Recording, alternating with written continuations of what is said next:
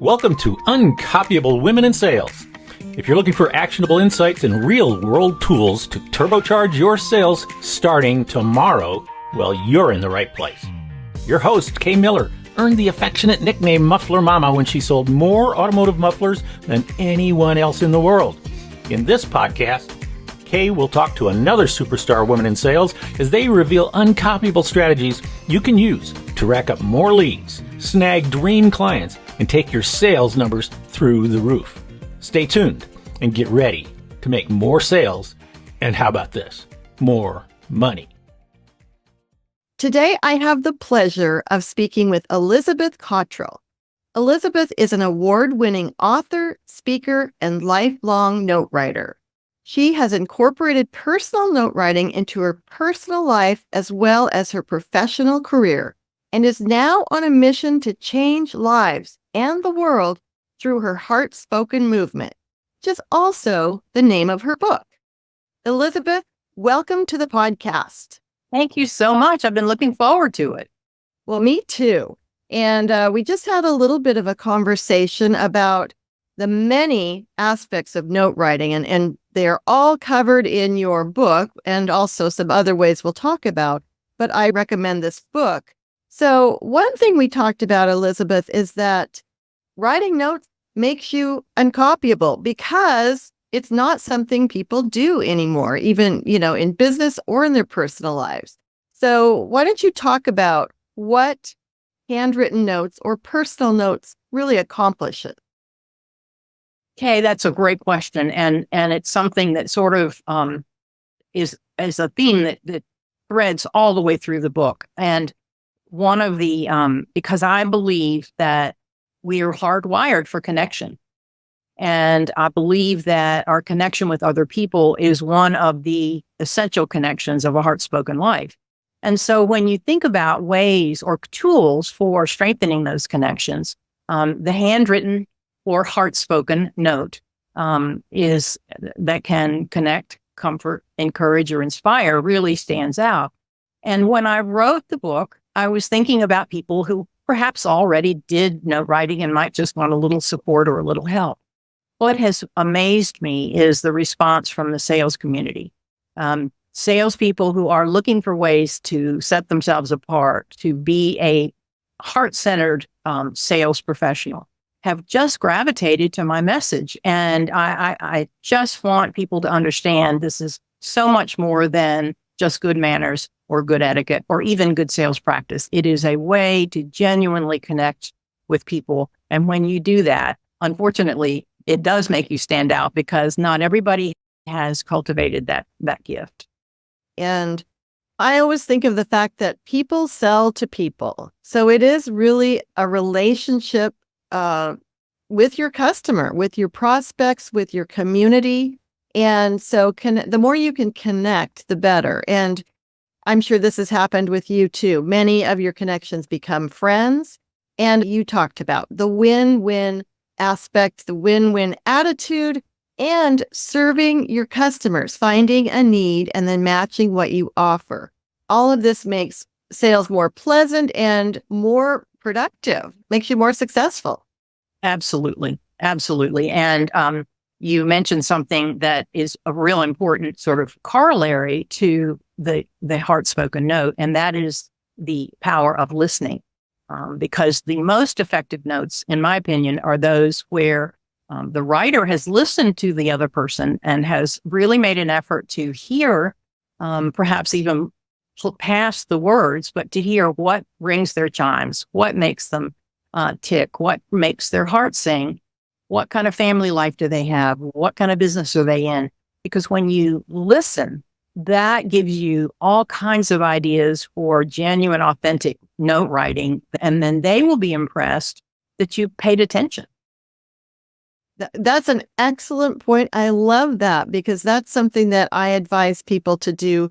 Take notes after your meeting because anytime you follow up, whether it's with a prospect or a current customer, if you can reference something that they said, how powerful is that?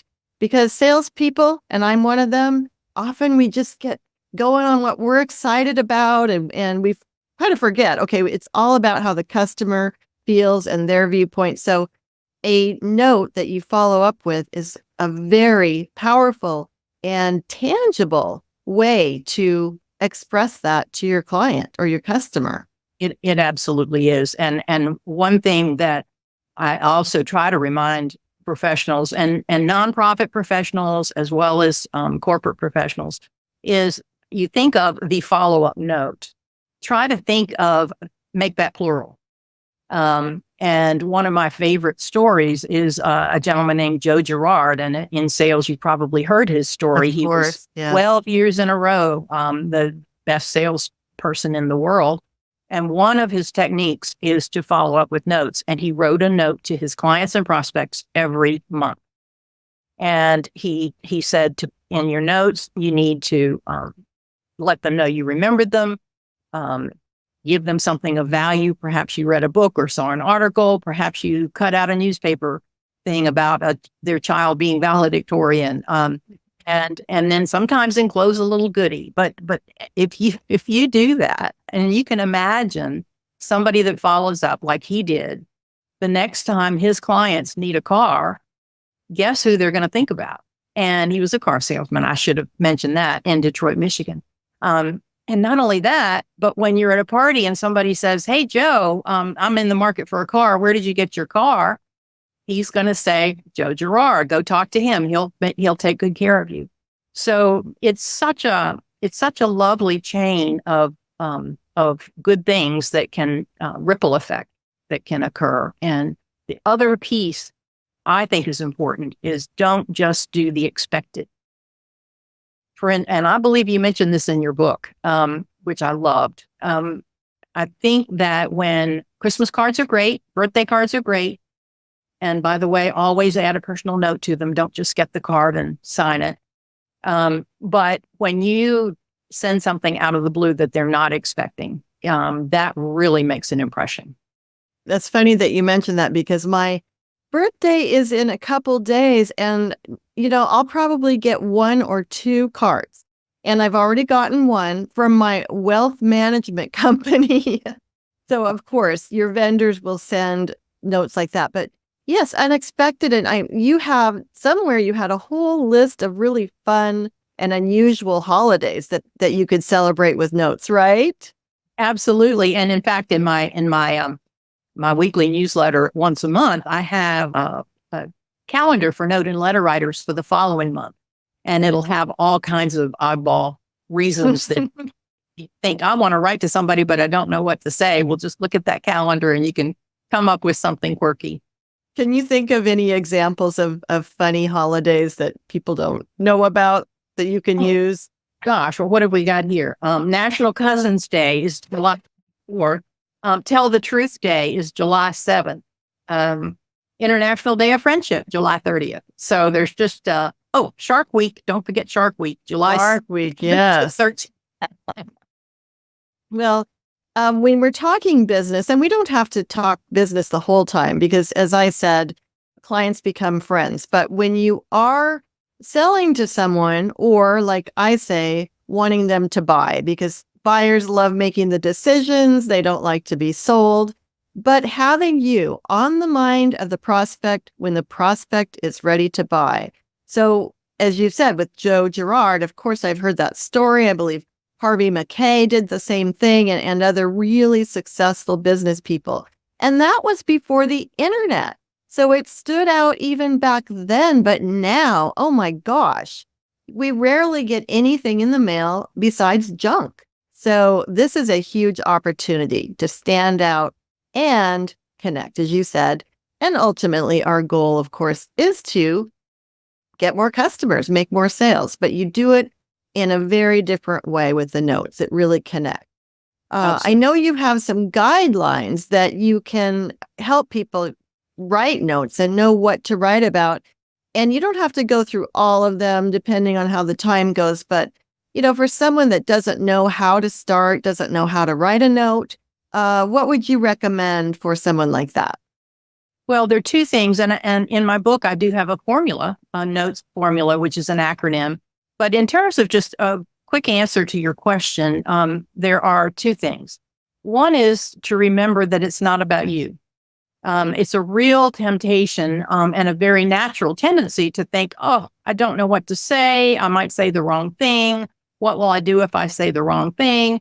But that's very self-centric. And the truth is, and Maya Angelou is famous for saying this, but she says she did not originate it. But something to the effect of, they won't remember what you said, but they'll remember how you made them feel.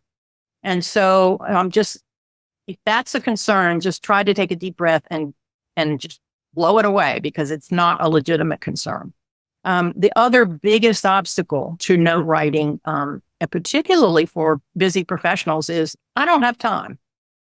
And the truth is that for anything worthwhile in your life, you simply have to make time. And you talked about that some in your book. And there are people all around you that have shown us that you can just make the time. Doug Conant was famous as the CEO of Campbell Soup Company. He is said to have written 30,000 notes in his 10-year tenure to employees mostly. Wow. I've forgotten exactly how he worded it, but he said, I'm tough on business, but I'm soft on people, or something to that effect. And President George H.W. Bush wrote almost every day, and he is famous for signing his notes all the best. And I've got a book on my shelf here, a collection of his notes and letters. And in fact, his grandchildren still talk about the letters that he wrote to them, as well as obviously the letters he wrote to leaders all over the world. So convenience, and just getting rid of the idea that you can't do it or that you might make a mistake, and then just getting over the idea that you don't have time. The third is make it easy.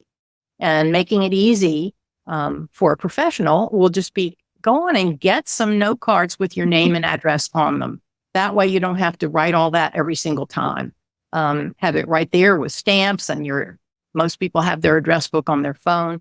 And if you're in a corporation, ask your supervisor, your manager, if there's not some corporate stationery that they can give you copies of. I am board chair of a regional community bank in Virginia, and they have some wonderful note cards that I have a whole stack of. And just early this morning, I wrote one note of congratulations to somebody who had been to banking school. I wrote a note of get well for somebody who had a hip replacement for our employees. And I wrote 2 congratulations notes on milestone anniversaries with the bank. And it took me very little time because I had everything right there at hand. I think of something that you said is that when you're writing a note, don't make it about you, make it about them. And that's excellent advice for any relationship you're trying to build, any sales relationship. But I also think of the fact that when you do something nice for someone else, it makes you feel better, right? And it releases dopamine in your brain. And I've often heard, if you feel down, do something for someone else. So writing a note is a really simple way to do that. And doesn't take a lot of time. It absolutely is. And there is some very well documented research on that there is a psychological mental health benefit. Absolutely. To do that for yourself as well as for other people. And I'm guessing if you don't have time to write notes and that seems really daunting, you don't have to start out of the gate writing 5 notes every day. How do you, or even 1 note every day? I guess that's a great point. Start where you are, and start with choosing a pace that is doable. 1 a week is a great goal to start with if you don't do it at all. And then you will find, oh my goodness, you'll find how much easier it is after you've done several. Because think about it, a lot of your wording for the same type of note is going to be very similar. So it's not like you have to reinvent the wheel for every single person. So I just think that start where you are, set yourself a reasonable goal that's not going to discourage you, and make it easy by having all your supplies and things close at hand. And have your book heart spoken there, because I don't like you have actual templates and wording that you can use. And if it's not exactly what you want, it will still get you started, which is usually the hardest things. Looking at a blank page of any size is always daunting. So if you need help, those of you listening to get started, check out that book. And Elizabeth also has some resources online. And Elizabeth, why don't we just go ahead and mention those now that you have some newsletters that people can check out? I do. Thank you, Kate. Okay. So the newsletter for people, anybody that's interested in note and letter writing, is my weekly newsletter. And you use my website URL to start, heartspoken.com/newsletters. It is plural. Don't ask me why, but it is. But then I do have a LinkedIn monthly newsletter specifically for sales, nonprofit, and corporate professionals. And that is heartspoken.com/THC, which stands for the Heartspoken Connection, which is the name of that newsletter. And if you get either one of those, you'll kind of get plugged into my note writing world. And my biggest, it's really almost, Kay, a ministry for me. I just feel so strongly that at my age, that if I can make a difference in how people think about their relationship with other people and how they can cultivate that, then I will have lived life well. So today's podcast is sponsored by the acclaimed book, Uncopyable Sales Secrets, How to Create an Unfair Advantage and Outsell Your Competition by Kay Miller. If you want to make more sales, you need to read this book. We'll even get you started with a free download of the first 2 chapters. Go to uncopyablesales.com/chapters to grab this offer right now. Now more than ever, technology, even before COVID, technology has just interrupted the way we interact with other people. And how many times have you seen pictures of people sitting around and they're all on their phone? Or have you been guilty of that in my case? One time I was with a group and I believe that we were playing Words with Friends. But so we're all on our phones, just playing this game and not talking. And that is affecting so many people's mental health, as you mentioned. So this is really a great time to tune in to note writing for so many reasons. it makes you slow down. It makes you be more thoughtful. It makes you dig a little deeper into your own heart and your own mind. I love the O in notes, in the notes acronym, is to open. And open to me means to just take a deep breath and open your heart and mind to visualize the person to whom you're writing. And that just makes a big difference to me. I find the words often flow from that process. But absolutely, but I'm not derogatory about technology at all, because, for instance, if you have an interview, a job interview, I totally recommend to people that they send an email right away to thank the person for that interview and then follow up with a note. Because now people do expect, unfortunately or fortunately, they do expect, a quicker response. But also, Google and ChatGPT and AI can be very good friends if you're really stuck on wording. And I don't ever recommend using exactly what they come up with. If you say, I have to write a sympathy note and give some specifics, it'll give you some great ideas, but always take a look at that and make it your own. But totally can be a real help for those who get stuck in, what do I say? I love that you brought that up, because you and I are both on the mature end of the age group. I more than you. Well, maybe, you never know. But ChatGPT, I'm impressed that you're using it too, because I am using it a ton. And as you said, you have to really get in there and edit. You have to totally put your own personality into that. And I heard something that every email that AI writes starts out with, I hope this email finds you well. So there are some big red flags, about receiving something that's AI written. So yes, it should be your inspiration, but not what you end up with. I would like you to just briefly go through your notes acronym and let the listener know what that is. And then again, I recommend you buying Elizabeth's book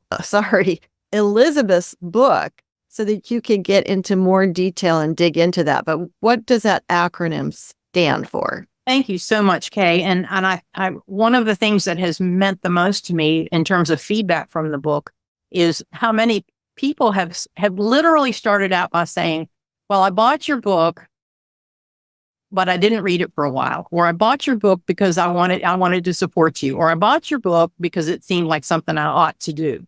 And then they started reading it and they said, it really made me inspired to want to write more. So I hope that it's not a dry, you must do this book, I promise. But the acronym is NOTES, NOTES. And N is for natural. And that just helps to me to remember to be myself and to think about them as they are and to sort of imagine that you're across the kitchen table with a cup of coffee when you write to somebody. O, as I just mentioned, is for open. And that is to open your heart and mind and just take a deep breath and give it a pause before you put pen to paper.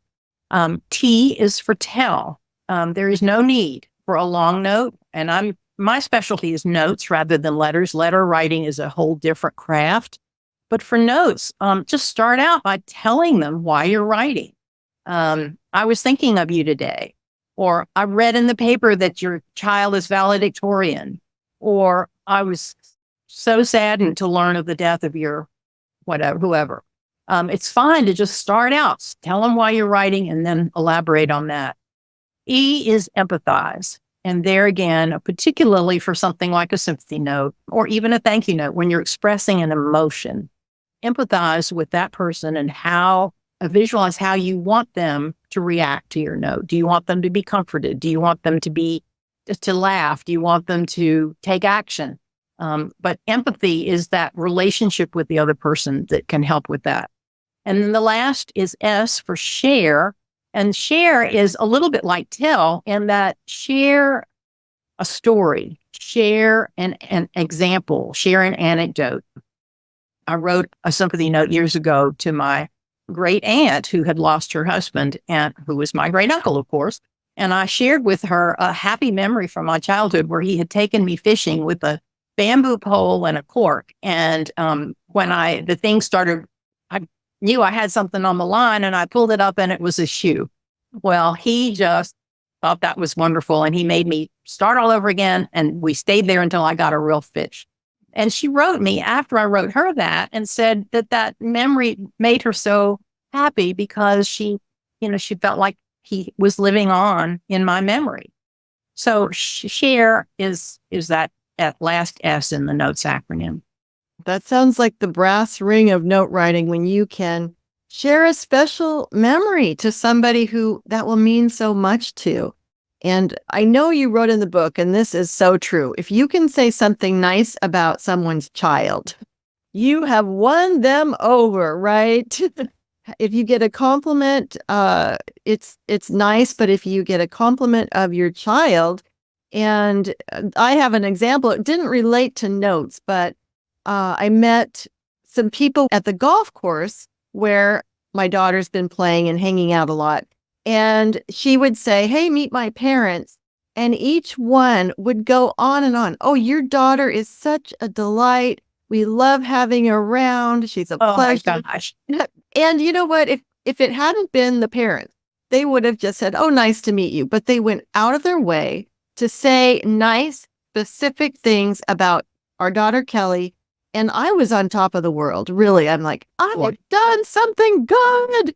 Of course. That's a wonderful story. But those are all great points. What a great way to connect with people. And just by sending that note, you're standing out. But if you can make the content that really magical, they'll remember it forever. One quick story, Indra Nooyi, who was chairman and CEO of Pepsi from 2006 to 2018, one thing that she did, and besides just write to employees, but she would write occasionally to employees' parents.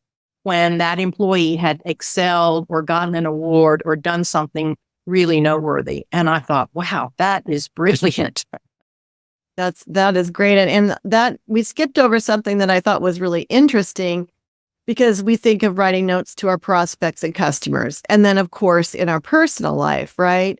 But that's a whole different world in your personal life. But writing to your employees, that is really important. Something that I notice a lot is that sales management wants their salespeople to really make their customers feel important and engage with them and treat them really well and respectfully. Well, guess what? The sales managers don't always treat their employees that way.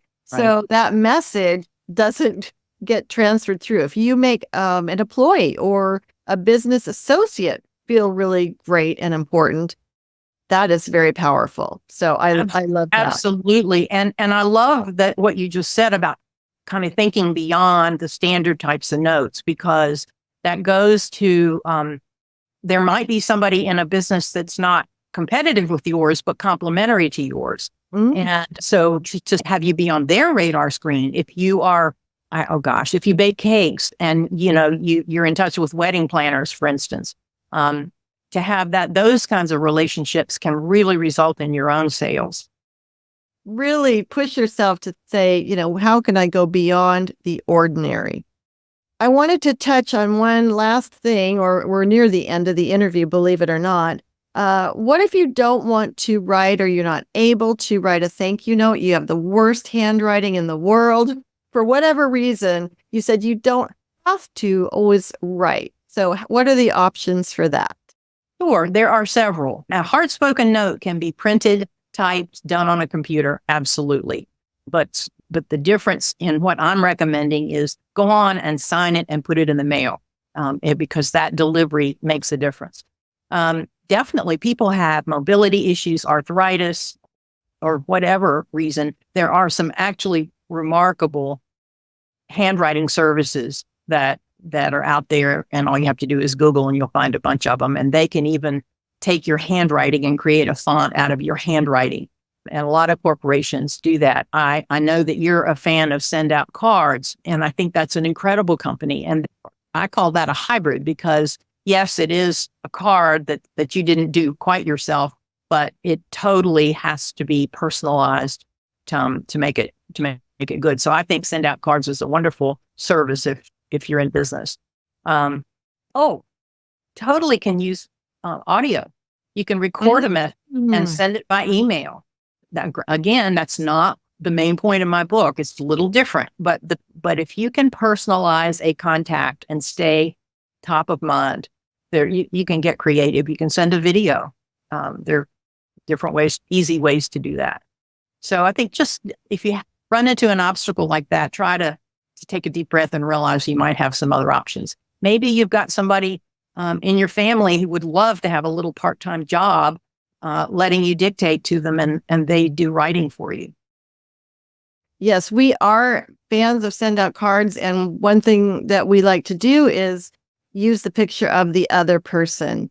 And that's something that people won't get rid of. I always think, car dealers or realtors, if they take a picture of their customer with the product that they bought and put their logo on the bottom and send it to them, they'll probably put it on their fridge and show other people and keep it forever. So yes, if you can do that personally, Send Out Cards recently has changed to blue envelope. And as you know, if you know anything about Uncopyable, our color is orange. So we've started sending the cards to ourselves so that we can put an orange envelope, put the card in an orange envelope, and then also hand address the envelope. And I was just thinking we could also at least sign the card ourselves. So there's different options to do that. Let me just say this, and I don't want to forget to say it, but I love your book and I love your podcast. And I people might think, your book and my book are really different. And they are, of course. But my gosh, there were so many themes and so many pieces of specific recommendation, because you are also all about cultivating authentic relationships. And what I'm writing about is simply one tool one connection tool that people can use. But anybody, particularly women, but anybody in sales would get so much out of your book and your podcast. And I've enjoyed it myself. Thank you so much. I know you said you just recently listened to the most recent episode with Vivica von Rosen, and she was delightful. And of course, I resonated with that because at age 64, she was talking about her audience, which is people that are over 50, women that are over 50, and reinventing themselves. And Kay, I would say almost the biggest lesson from this whole journey for me has been that it's never too late to try something new. Yep, I love that for sure. I'm going to be 65 in 2 days, so congratulations. A lot of us have another chapter in our lives, but note writing, whether personal or for business, can just make such a difference in someone's life, and as we talked about, our own life too. Do you have any closing thought before we go? And before you do, I just want to remind people that I will put all the links in the show notes because Elizabeth has other resources we haven't even talked about. So make sure you check the show notes. But Elizabeth, do you want to close us out with any particular thought? Oh, thank you so much, Kay. I just want to empower people to think positive and to realize that wherever you are, whatever you do, you can make a difference in somebody's life with a heart-spoken note. And indeed, I was asked by the Selling from the Heart folks about my thoughts about sales. And we had a local car company, and their mantra was service after the sale is second to none. But I would say that my message is service before the sale. When you can connect with people before you make a sale, it will be a lasting relationship. Well, Elizabeth, on that note, what I did there? You did. Very good. I will close this interview out and thank you from my heart to yours for this delightful interview and the wonderful content that you have delivered to the listeners of Uncopyable Women in Sales. So thank you so much. It has been my privilege. I've loved every minute of it. Thank you, Kay. Thanks for listening to this episode of Uncopyable Women in Sales, your source for secrets you can use to make more sales. Check the show notes for links and contact information. And if you enjoyed the podcast, please spread the word by subscribing, sharing, and leaving a 5-star review. You can always learn more by going to uncopyablesales.com/podcast. Until next time, go out and supercharge your sales like a true uncopyable rock star.